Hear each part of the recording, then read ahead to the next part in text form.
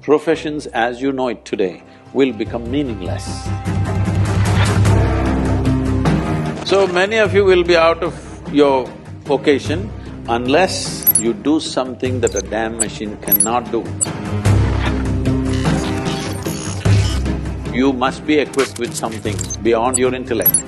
Only then you will be relevant, then artificial intelligence won't disturb you.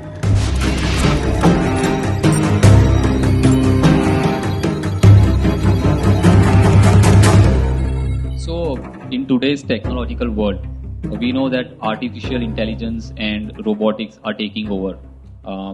Those are the cutting edge technologies. So, what is your take on the interaction of such technologies with the intersection of such technologies and ancient practices such as meditations and yoga? Are you sure I'm real? Because last year and a half,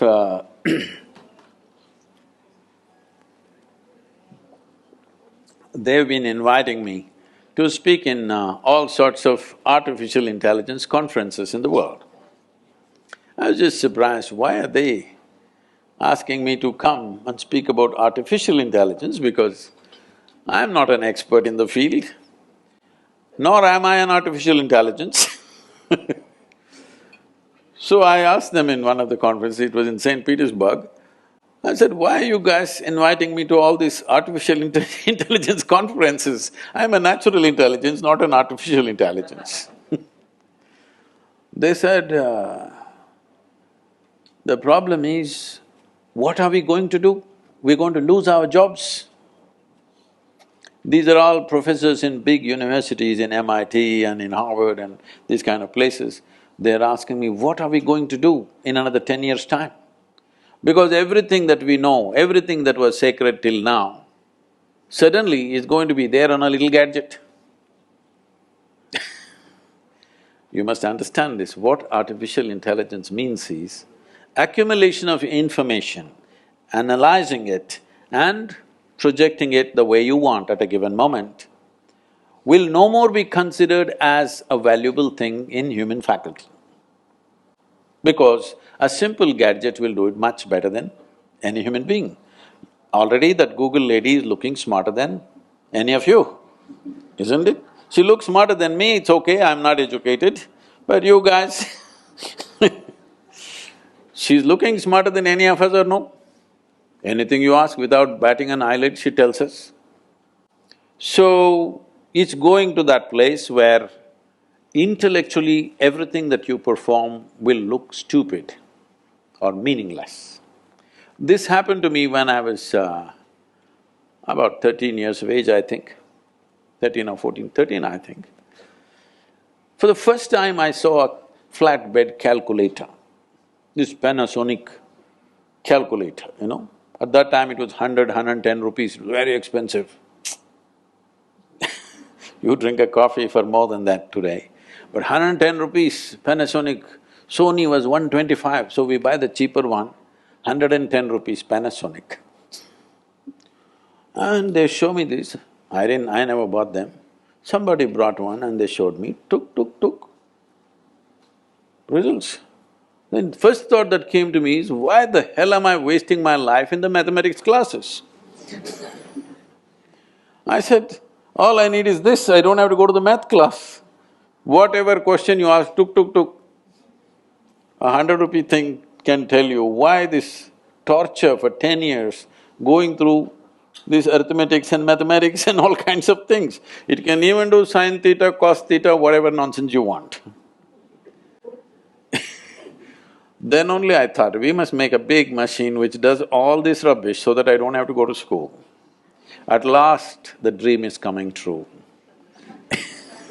In the next 10-15 years, the education as you know it, professions as you know it today will become meaningless, because right now they've created these machines. So once this happens, many things that we are spending years on learning will be meaningless. They're designing something that if a customer comes and says, what kind of house I want, what is my aesthetics, what is my culture, what I like, how it should be, and what's my budget. A machine designs a complete house, 10 different alternatives that you want, including paintings, hangings in the wall, the furniture, the works. Now they're saying in another 5 to 7 years, they're saying it can even print the house and build it. So just imagine the design, guys. So many of you will be out of your occasion unless you do something that a damn machine cannot do.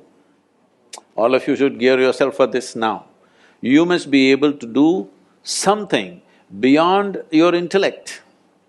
Human being has many layers of intelligence. Intellect is only a small part of it. Right now, our education system is completely dedicated to intellectual development of the human being, and we think that's the grandest way to live. No, it is not. We can explore that if we have the time. But in the yogic way of looking at things, we look at human intelligence as 16 parts. If you explore other dimensions of intelligence, only then you will be relevant when everything intellectual. Intellectual means your intellect cannot function without accumulated data. Yes or no? Hello? Yes. Your intellect cannot function without accumulated data, is that so? Now, whatever is data assimilation, analysis and execution of that analysis, a machine will do better than you. A human being can always make mistakes, can always fudge information, but a machine is clear-cut. It will simply do those things. So everything that you can do intellectually will be meaningless in another 10 to 15 years' time. So you must be equipped with something beyond your intellect. When I say beyond your intellect, there are many ways to look at it. I will make a simplistic example. Simplistic because if we go into more sophisticated examples, we'll have to do a lot of exploration. We don't have that kind of time today. For example, what did you eat for lunch? Maggie. You are on Maggie?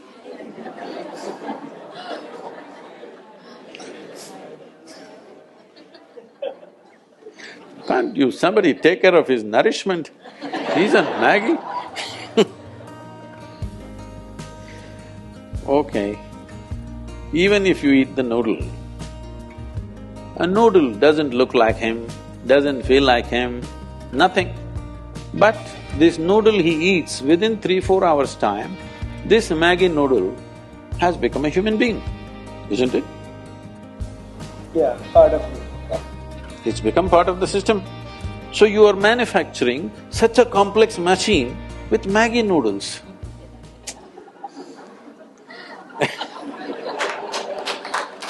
This is like a 3D printer. You put Maggi noodles into it. No, I am not made of Maggi noodles, okay? I eat better than that.